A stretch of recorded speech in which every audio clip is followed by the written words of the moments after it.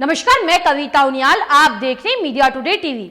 महाराष्ट्र के मुख्यमंत्री और शिवसेना के प्रमुख उद्धव ठाकरे द्वारा विधानसभा में बाबरी मस्जिद गिराई जाने का गुणगान करने पर समाजवादी पार्टी के एमएलए अबू आसिम आजमी भड़क उठे।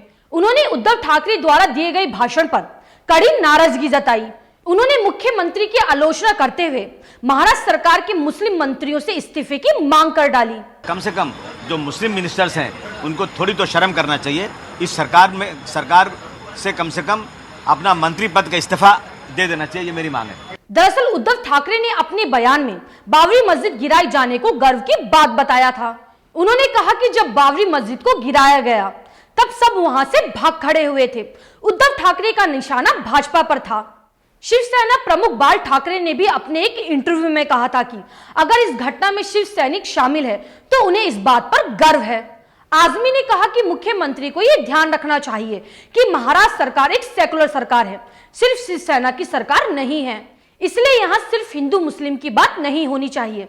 पवार साहब से कहता हूँ, कांग्रेस और एनसीपी के तमाम लीडरों से कहता हूँ कि ये सरकार कॉमन मिनिमम प्रोग्राम पे बनी थी और ये सरकार उससे हट करके मंदिर मस्जिद की बात ला रही है, तो अब आपको ये सोचना है कि आगे क्या करना है।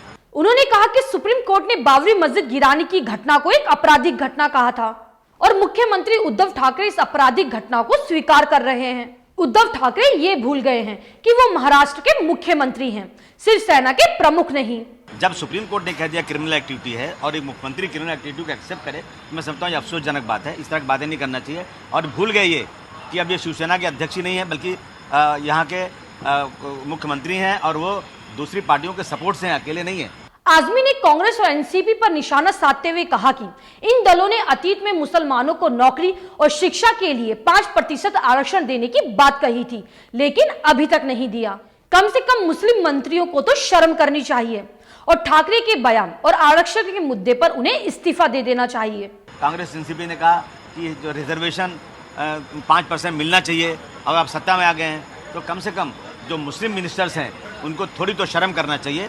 इस सरकार से कम अपना मंत्री पद का इस्तीफा दे देना चाहिए। आजमी ने आगे कहा कि महाराष्ट्र में गठबंधन सरकार बीजेपी को सत्ता में आने से रोकने के लिए बनाई गई थी। आजमी ने आगे कहा कि उद्धव ठाकरे ने वादा किया था कि मुख्यमंत्री बनने के बाद वो महाराष्ट्र में सीए और एनआरसी लागू नहीं करेंगे। इसी के साथ मुसलमानों को 5% आरक्षण लागू करने की बात कही थी। अब वे सत्ता में हैं, इसलिए उन्हें ये कदम उठाना चाहिए।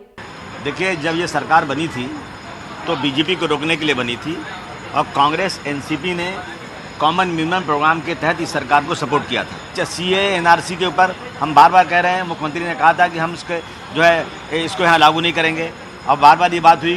कांग्रेस एनसीपी ने कहा कि जो रिजर्वेशन 5% मिलना चाहिए, अब आप सत्ता में आ गए हैं तो कम से कम जो मुस्लिम मिनिस्टर्स हैं उनको थोड़ी तो शर्म करना चाहिए।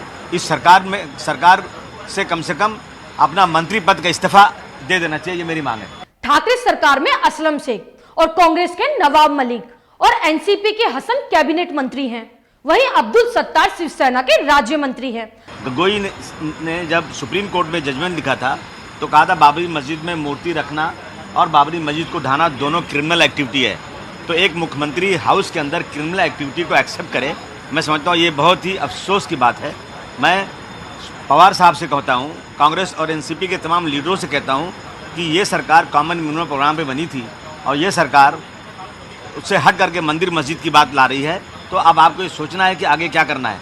नहीं, वही जो भाषण हुआ वो मुद्दा plus reservation plus CA NRC, ये सारी चीज़ें जो हैं बिल्कुल से उन्होंने कहा था मैं एक सेकुलर सरकार चला रहा हूँ। ये कोई सेकुलर सरकार का ये रोल हो ही नहीं सकता जो अभी हो रहा है, इसलिए इसमें मंत्री बनना मतलब मैं समझता हूँ कि बिल्कुल माइनॉरिटीज के लोगों को तो बिल्कुल शोभा देता नहीं। अब मिलेंगे अगली खबर के साथ। आपको मेरी ये न्यूज़ कैसी लगे मुझे कमेंट करके जरूर बताएं। शुक्रिया।